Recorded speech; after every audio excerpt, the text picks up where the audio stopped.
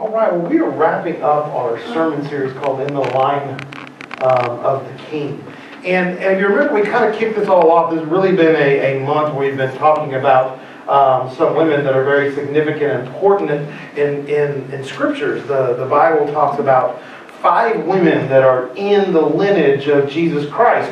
If you go and look at those genealogies, I know a lot of times we hit the genealogies and it's a snooze button and we start sleeping through it, but in Jesus' genealogy, as we read through them, there are 5 women that are mentioned. And when I was younger, when I would hear things preached on this passage, I would hear about these 5 questionable women, that they had something that was questionable about their past. I mean, we have Rahab the prostitute, and we have Tamar that we talked about that seduced her father-in-law, and we've got stories of of Ruth, a foreign woman that came, and we have the story of Bathsheba. We don't know at least a part of the story of Bathsheba, and then ultimately the final one is Mary, the mother of Jesus, who was having a child before she got married. And so I've heard people preach this as, look at these problems, but I hope as we've been looking through these women's life, one of the things that you come to realize is maybe that stereotype that we've been throwing on these women is really not actually that accurate. What we found time and time again was not the Bible talking about these women in a negative light because of something that had been a part of their past historically, but we actually find the Bible talking about them time and time again about being women of faith. Being women who love God and are counted as righteous because of their faith in God. Women that are not to be remembered and known for their failures, but in fact the reason that they're listed in the lineage of Jesus is probably more because of their strength than their failures. And so while people look at them lots of times and say, oh, I remember your worst days, and that's how I'm going to judge you, I don't think that's the way that the Bible wants us to judge these women. I don't think the Bible wants us to judge them on their worst of their worst days. But the Bible wants us to look at their lives and say, what do I know about who you are in your totality? And how can I learn and how can I grow from you? And so today we're talking about Bathsheba. She's one of those infamous women in the Bible in a sense that people kind of know her story, have an idea about her story and where she comes from. And once again, many people in the past have labeled her as just, one of those women in the line of many women that had some sort of issue. But I want to take a challenge with that. In fact, I think the story of Bathsheba intersects really well with the story that many women are living out and telling today. It's a story of, I'm living my life, I'm doing my life, and something has happened to me. Not of my fault, not of my choosing, not of my causing, nothing that I have done. But because of that, I now have to live with the trauma and the stigma and the pain that comes with that. And so many of us probably know somebody that has gone through the experience. A woman that's been in an abusive situation or has been taken advantage of. A woman that's been marginalized and put down. And our society in the past has been really, really good about making somebody that's been a victim become a person that maybe has to bear that responsibility. We tell them, hey, well, if you had done X, Y, and Z, things would have been better in your life. And I want to read the story of Bathsheba because she very much falls into that mode. A woman that by no choice of her own, by no decisions that she made, ends up finding herself, her life, and everything about her being smeared by this man that is so much more powerful, so much more influential, a man that's supposed to be the leader of the people of God, supposed to be the spiritual leader, a guy that wrote the biggest book in our entire Bible is supposed to be this example of somebody that loves God. But at this moment, through his failure, takes this failure and compounds it and compounds it and compounds it to a place where many people began to wonder and doubt who this person Bathsheba was. And so we're going to be dealing with the story of David and Bathsheba today, and hopefully looking at it as it reflects into our world today, and maybe giving us a better biblical perspective and understanding of how we can love and support people that are going through some of those own struggles themselves. Because it really starts not with a Bathsheba issue, but it really starts with a story about David. And and really David failing to follow God. It's why it's so important when we tell you get involved in a Bible study, read the Word every day, because it's in little things that we do, little ways that we fail to follow God, that Satan is able to find that and manipulate that and turn it into a big way that he can compromise your witness and who you are. In the very first verse of 2 Samuel chapter 11, it says, in the spring of the year when kings normally go out to war, I don't know if that's a normal thing nowadays, but back then it was a normal thing the kings were supposed to do. In the spring of the year when kings normally go out to war, David sent Jacob and the Israelite armies to fight the Ammonites. And they destroyed the Ammonite army and they laid siege to the city of Rabbah. However, David stayed behind in Jerusalem. Alright, so this is an interesting thing. You know, their kings at the time, this is the way they dealt with people diplomatically. You send your army out, they fight for a while, you siege their city. The cities had big tall walls. Usually you couldn't get into the walls for a while, but you would surround them during that springtime when they're supposed to be getting their crops ready and getting all of their harvests ready to go, when they're supposed to be starting that first fruits that were coming out, all the things that they would need to survive as a city, to survive as a nation, and they're cut off from all that stuff. And now you begin to make those negotiations with them, and you tell them, you know, we'll give you back your land and your sovereignty if you pay us this much money. And it was the way that things were done back then. And a king would lead his army out to a place where they would deal with these other countries and these other nations. And in this case, the nation went out, but the king didn't go with them. You see, that was kind of a bad form sort of thing. The king was the leader of his people, the leader of his army, the leader of his nation. He was there to represent the people of God wherever they went and what they were doing. And by David sending the army off, but David remaining behind, he was neglecting the duties that God had given him as a king. David was failing in a small way to follow God. And it's important because we know how the story is going to continue to move. We know this story ends up in the story with Bathsheba and some sexual problems that were going on. But it begins with David failing to follow God. The way he fails morally is not even connected to the way that he was failing to follow God. But that's the way Satan uses it so many times in our life. So many times when we see people that are struggling, so many times when we're having issues in our house and our family, whenever I sit down with somebody, it's like, well, you know, I've got a problem, and it could be problems with 2 kids at school, or it could be a marital problems that are going on, or a mom and dad having trouble with their kids. There's always something they're talking about. Here's this problem that I have, and it's something that's immediate. This thing got broken, or this person said this thing. There's always this immediate problem that's going on. But I've learned through years and years and years of working with young people and working with families and working in marriages that whatever it is right now that's bothering you is probably not the thing that's really, really bothering you. It's probably not the thing that's at the heart of what it is. That there's usually something deep down, some resentment, some hate, something that's going on deep in somebody's life that's causing them to overreact to every single event and thing that's happening. And unless we can get deep down inside what's going on in a person's life, unless we can get deep down inside why they're feeling the way they're feeling, then we often can't make a connection with where they are today and what's going on with them today. I had a kid that used to lash out all the time. A middle school girl used to start fights with anybody she could start fighting with, and she was angry all the time. And there were times that she was disrespectful, and she would walk out of classes, or she would just go to the back of the room and shut down and go to sleep, and it was a tough time dealing with this young lady, trying to figure out why is she so mad all the time.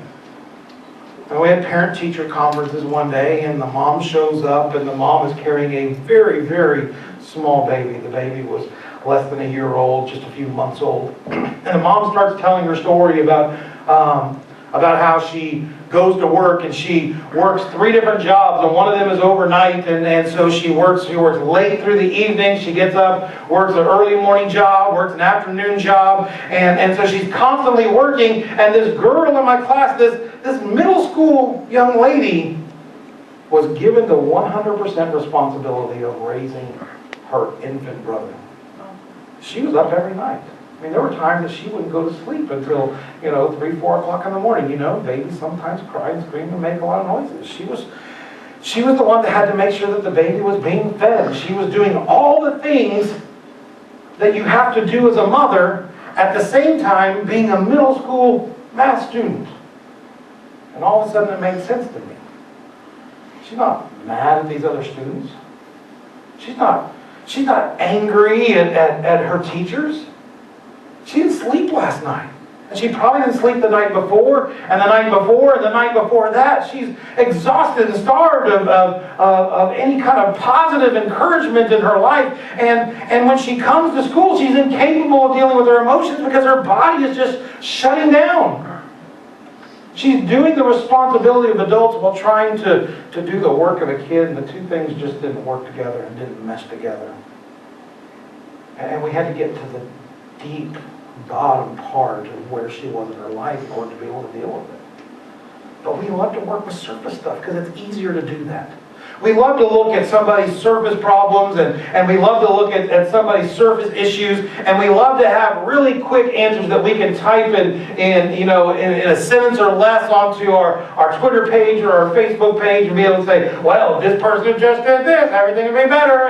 And we think that one little pithy comment, one little sentence is going to make the world better. And we have a whole society of marginalized people that have lived their life just in fear of what's coming up next, and instead of trying to get to the depth of what's going on in their lives, we often just try to whisk it away on the top. And David finds himself not following God, avoiding God, staying away from what he should be doing, and Satan begins to use that to change and affect the way that he would normally act on a day-to-day basis, the way that he should be doing the things that he's doing. And so when we find ourselves avoiding our duty, the things that God calls us to do, it takes us away from God's will. And then ultimately it begins to take us away from God's protection in our lives. And we find ourselves drifting from Him. And this is what's happening to David. And so when we start the story of Bathsheba, before we ever see Bathsheba, know that David is living in a compromised place in his life. He's not where God wants him to be, not doing the things that God wants him to do. And because he's gotten himself away from God, we're going to find that God is not there to protect him in that sense. God is present, but the Spirit of God is not speaking to him and talking to him, telling David, it's time to make wise, godly decisions. He's away from God, and so he doesn't hear the voice of God. And since he doesn't hear the voice of God, he begins to do things that God wouldn't want him to do. So what happens with he and Bathsheba? He and Bathsheba in verse 2, it says, late one afternoon, after his midday rest, it's tough being a king when the army's out fighting other people. Late one afternoon, after his midday rest, David got out of bed and was walking on the roof of the palace. And as he looked out over the city, he noticed a woman of unusual beauty taking a bath. And he sent someone to find out who she was. And he was told she is Bathsheba, the daughter of Eliam, and the wife of Uriah the Hittite. And then David sent messengers to get her. And when she came to the palace, he slept with her. And she had just completed her purification rites after her menstrual period. Then she returned home. All right, that's weird. I know I had to read that, but it's in the Bible. But there's a reason for that. It's to know that Uriah has gone off to the battle. He went off to the battle, leaving his pure, wonderful wife behind. We know these things. These are the facts that are going on there. And I want us to see what's going on. David finds himself relaxing, luxuriating while his army is off fighting, staying away from God, and at the same time being morally compromised because he hasn't kept himself in the midst of the will of God. And as he finds himself away from God, he's looking out there and he sees Bathsheba. I mean, most of these places had open top roofs, and that's where they would take their baths, or maybe out on the street somewhere. And so from his palace, he can see her, and all of a sudden in his mind, he's like, I want that woman. I want that woman. Now, he's the king. Do you think when he sent people down there that he was making a suggestion to Bathsheba? Like, hey, if you'd like, the king would really like you to come up there? That's not how it goes with kings. When a king sends somebody, a guard, to come down and talk to you, the guy's armed, the guy is muscular, and the guy doesn't ask your opinion, do you want to come see the king? The king wants you, and so you are going to the king.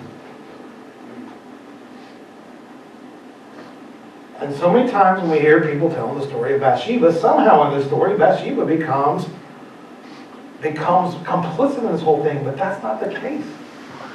So many times as Christians in the church, we often look at what's going on in the world, and we take a very surface look at what's happening, and we try to make snap judgments and say, this is what I believe and this is what I don't believe. But as a church, I feel like we need to be able to take a step back, look at complete stories, be a little more honest with what's going on with Bathsheba, and realize that in this story, Bathsheba is a victim.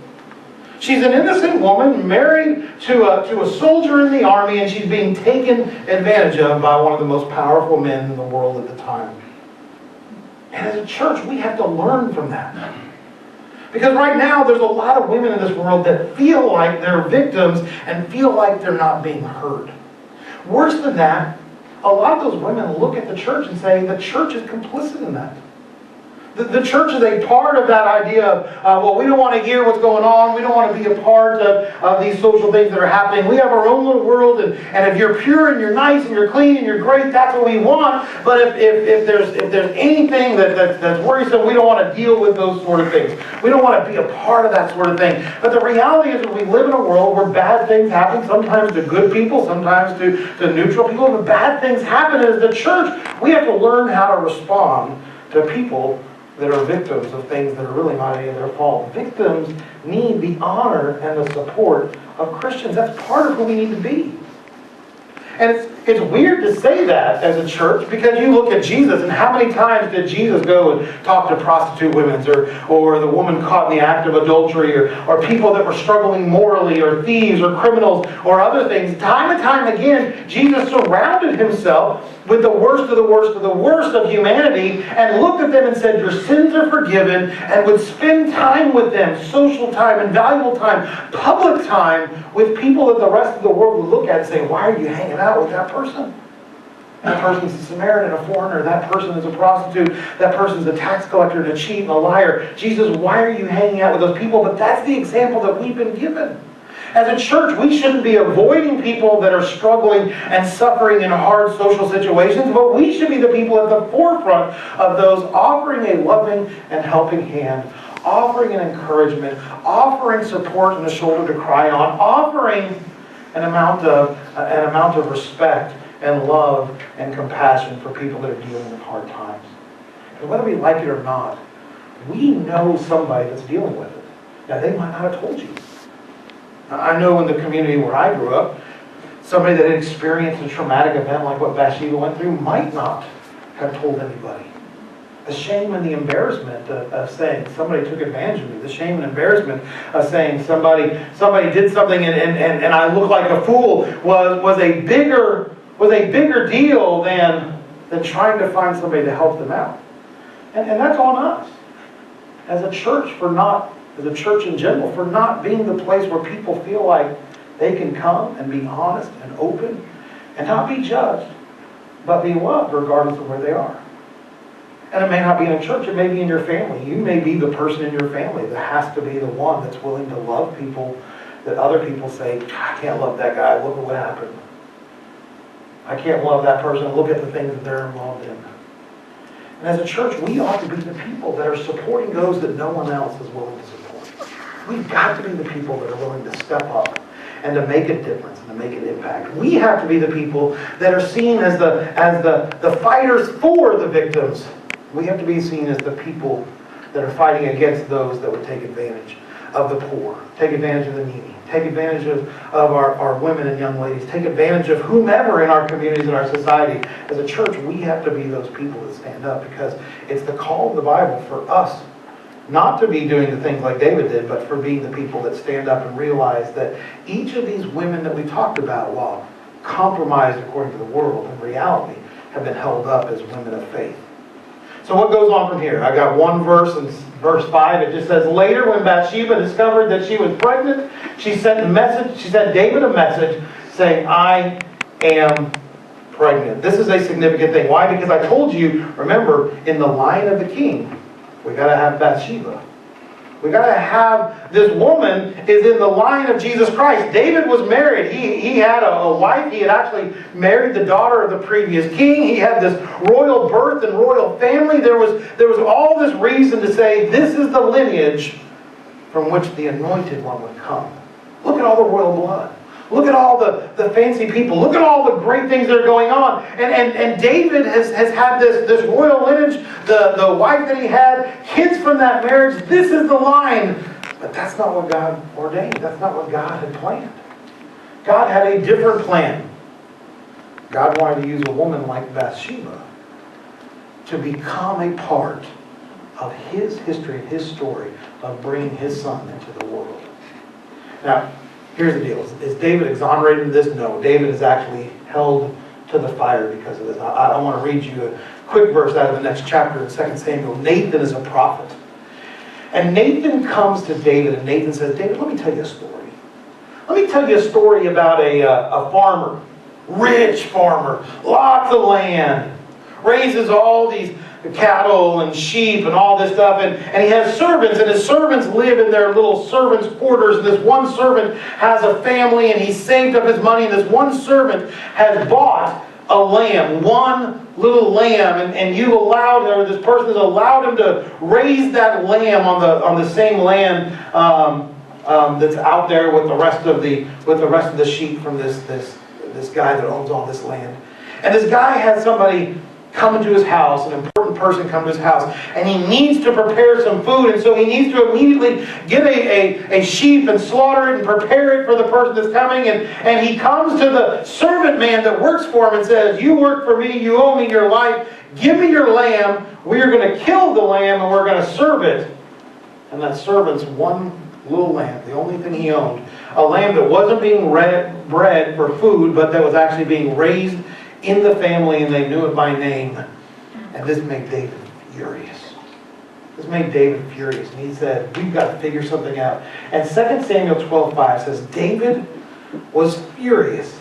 And he said, as surely as the Lord lives, he vowed, any man who would do such a thing deserves to die.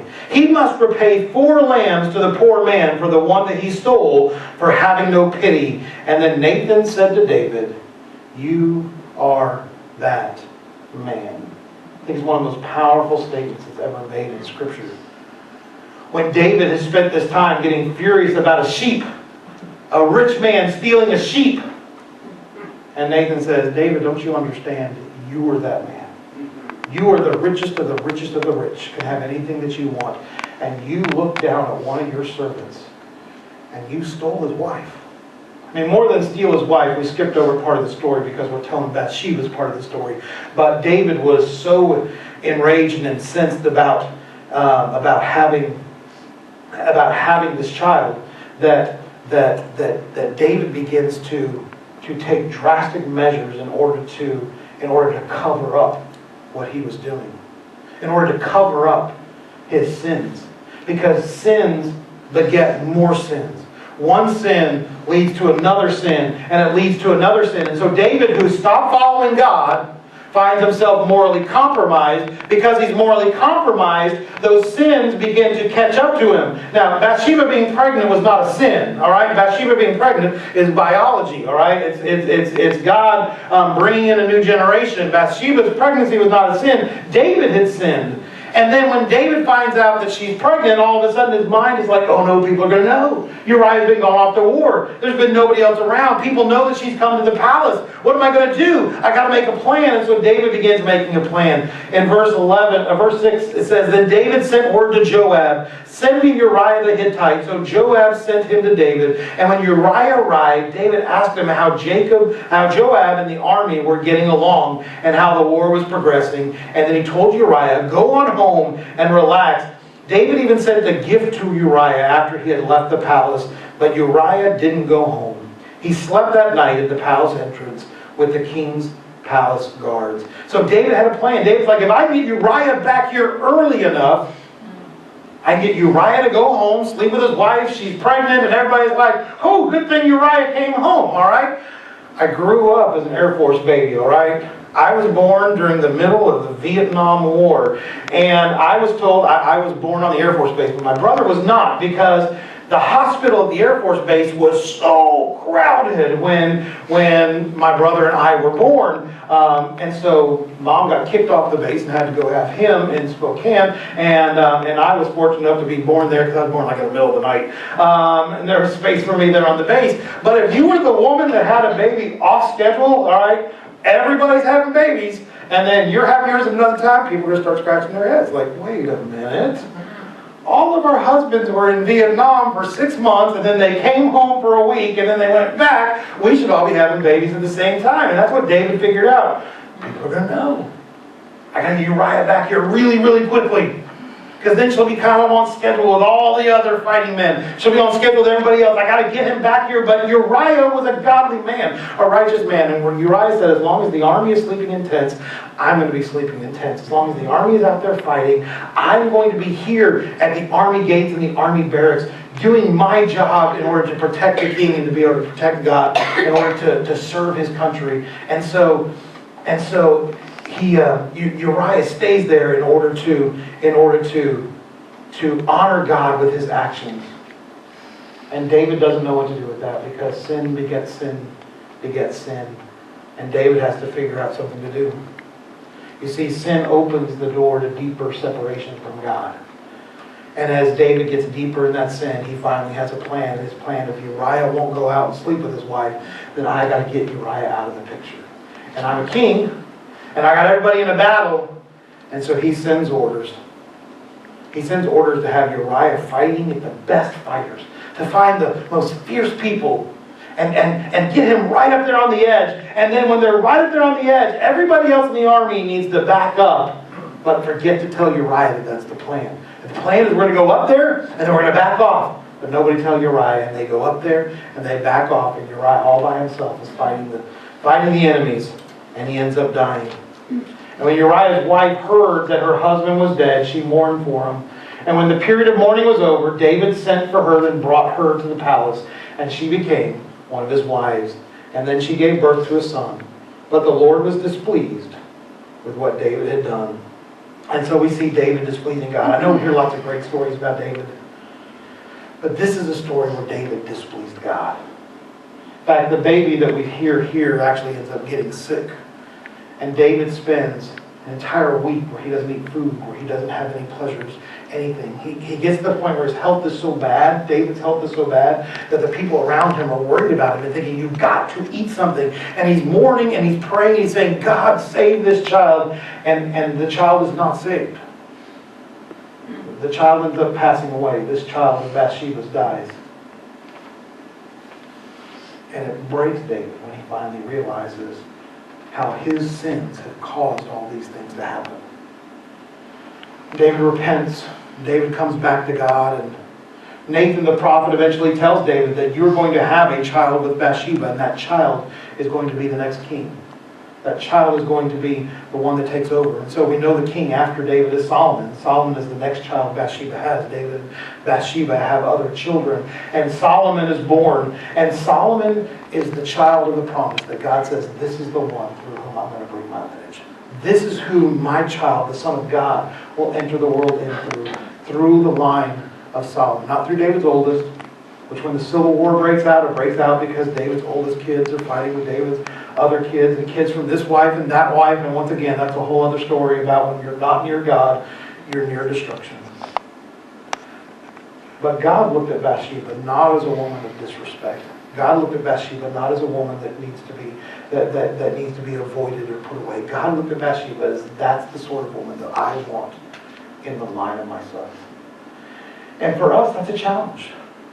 Because we live in a world today where there are a lot of people that are marginalized. And maybe some of it's made up in this world we live in. I mean, people get really angry on Facebook for no reasons, one way or the other, but that doesn't change how we react.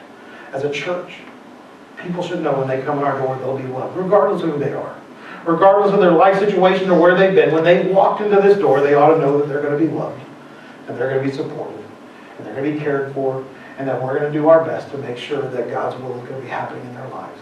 God's people should be known as the people that are people of healing, are people of compassion, are people that are reaching out and understanding that every person, regardless of where they've been in their life, are a person that could be that next person of faith that God's going to use to change the world.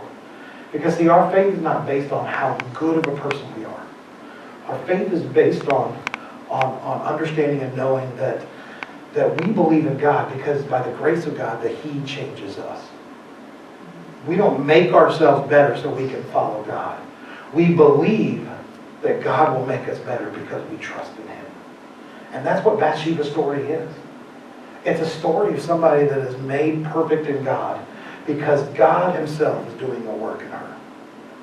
You go read the stories of faith in Hebrews, and you see these women and men, all that have been compromised, but we find in their stories something confident. By faith, they trusted in God. And you know what, for you and me, that's where we need to come. Every person we see, every person we meet out in the community, every person that we know at work, believe and know in our hearts, by faith, God can change that person. By faith, God can redeem that person. By faith, whatever problems or issues or history they have, by faith, we know that God believed in His own power so much that He wanted us to see in the story of His Son, woman after woman after woman after woman, that had some sort of struggles, some sort of pains, but had faith in God. And because they had faith in God, God considered them righteous. God brought them into the line of the King.